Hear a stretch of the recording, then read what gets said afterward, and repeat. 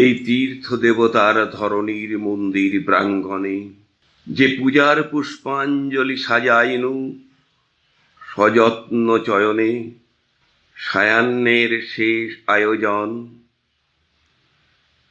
যে পূর্ণ প্রণামখানি মোরা সারা জীবনের অন্তরের অনির্বাণ বাণী জ্বালায় রাখিয়া গেনু আরতির সন্ধ্যা দ্বীপ মুখে, সে আমার নিবেদন তোমাদের সম্মুখে। হে মোর অতিথি যত, তোমরা এসেছ যে জীবনে, কেহ প্রাতে কেহ রাতে, বসন্তে শ্রাবণ বরিশনে। কারো হাতে বীণা ছিল, কেহ বা কম্পিত দীপশিখা এনেছিলে মোর ঘরে।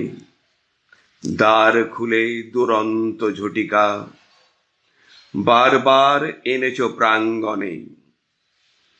যখন গিয়েছে চলে, দেবতার পদচিহ্ন রেখে গেছ মোর গৃহতলে। আমার দেবতা নিল তোমাদের সকলের নাম, রহিল পূজায় মোর তোমাদের সবারে প্রণাম।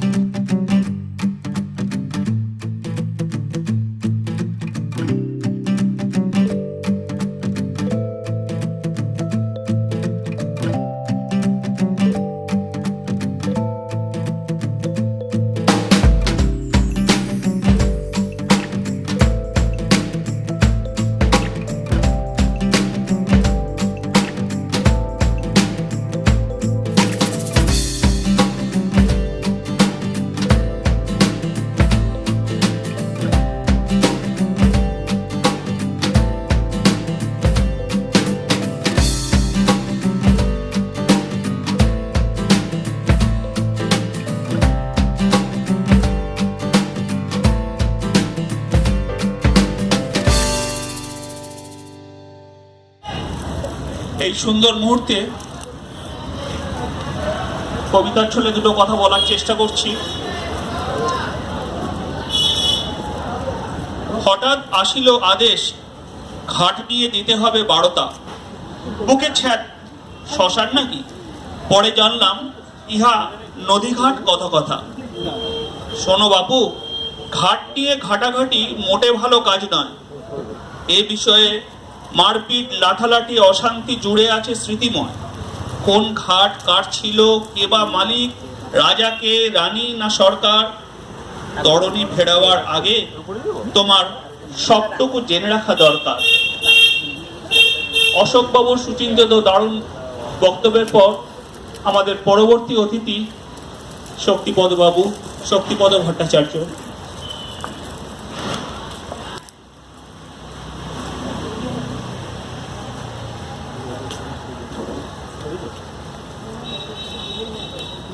তেলিনিপাড়া ভদ্রেশ্বর হাই স্কুলের শিক্ষক শক্তিপদ ভট্টাচার্য, যিনি ভদ্রেশ্বর ভ্রমণ আড্ডার একজন কর্ণধার।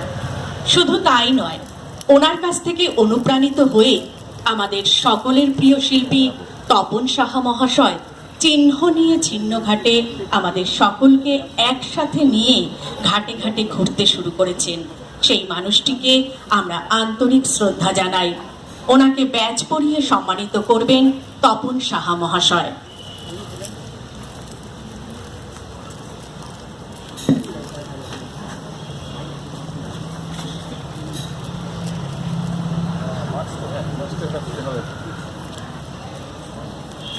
ঘাট কথা শুরু করার প্রথম শিক্ষক মাস্টারমশাই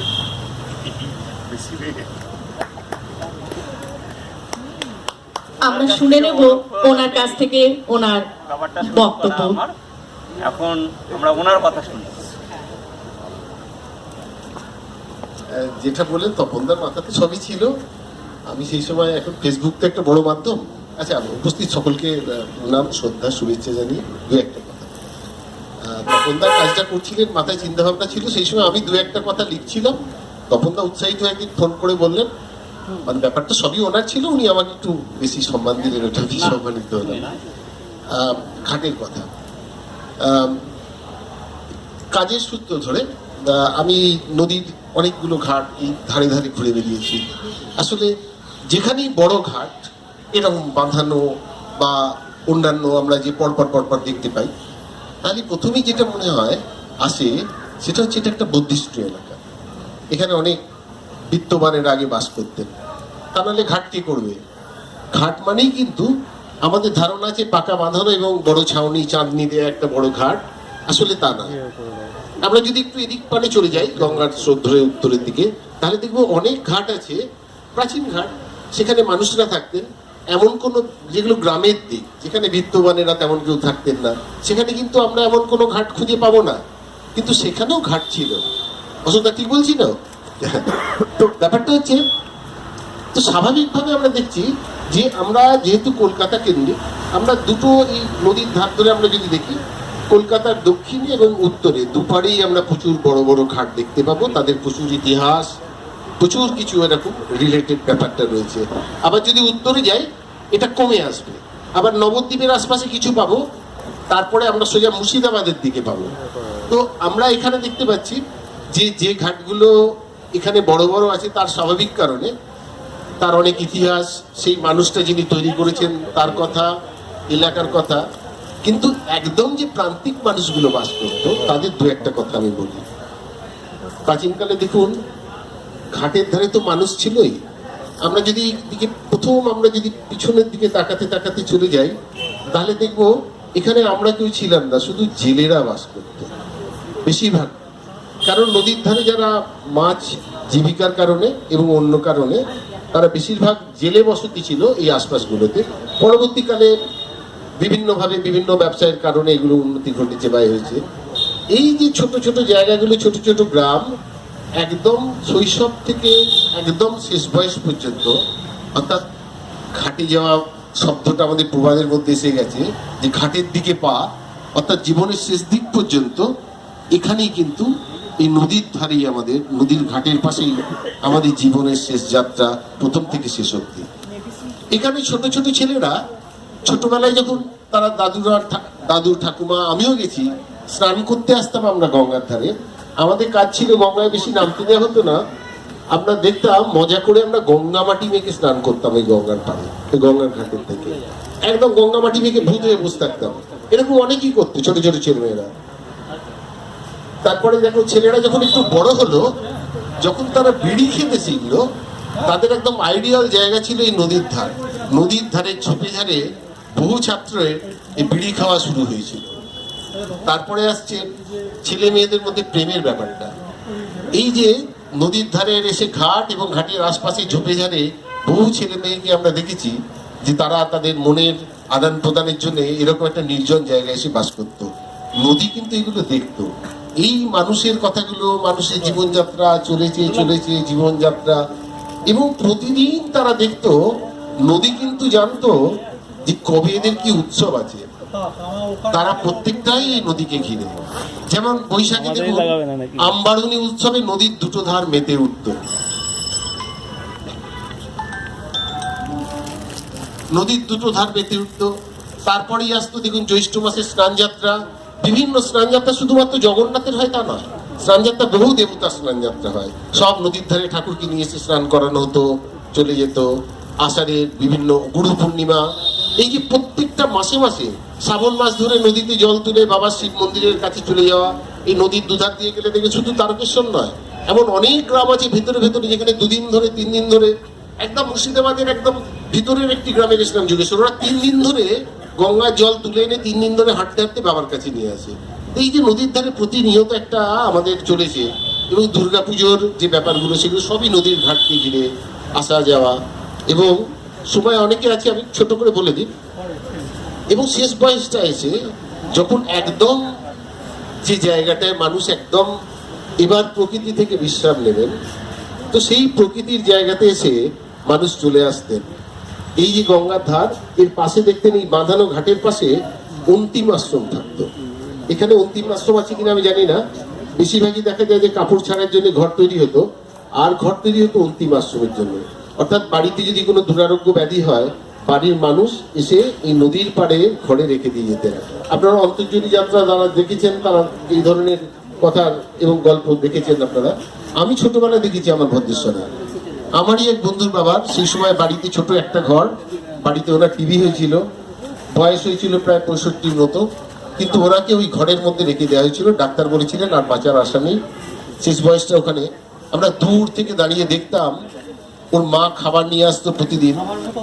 একটা ওই অন্ধকার ঘরের মধ্যে একটা কুপি জ্বলতো, আর একটা নিভু নিভু প্রাণ ওই খাটের মধ্যে শুয়ে থাকতো, ফ্যাল ফ্যাল করেছে। আমার বন্ধু ছিল প্রদীপ, প্রদীপের দিকে ওর বাবা চেয়ে আছে, নদীর ধার চারিধার নির্জন হয়ে এসছে। এইরকম একটা ধারণা, প্রচুর নদীর ধারে প্রতিদিন একটা করে গল্প তৈরি হয়। আসলে নদীর ঘাট মানে হাজার হাজার পাতার বই প্রতিদিন, অর্থাৎ বছরে 365 পাতা লেখা হয়। এবার দেখুন কত পাতা, কত বছর, 365 দিয়ে গুণ করলে দেখবেন এত এত পাতার বই এক একটা নদীর ঘাট। সেই নদীর ঘাটকে নিয়ে তপনদারা শুরু করেছেন। বাকিটা আপনারা দেখবেন, তপনদার কাজের সাথে থাকবেন, আমরাও দেখতে থাকবো, আমরা সব ব্যাপারেই আছি। শুধু আবার বলি যে আমাদের অনেকটা জীবন জুড়ে আমাদের সুখ দুঃখ আনন্দ তার সাথে আমাদের নদী জড়িয়ে আছে, এবং নদীর ঘাটগুলো তার সাথে। এইটুকুই, ভালো থাকবেন সবাই।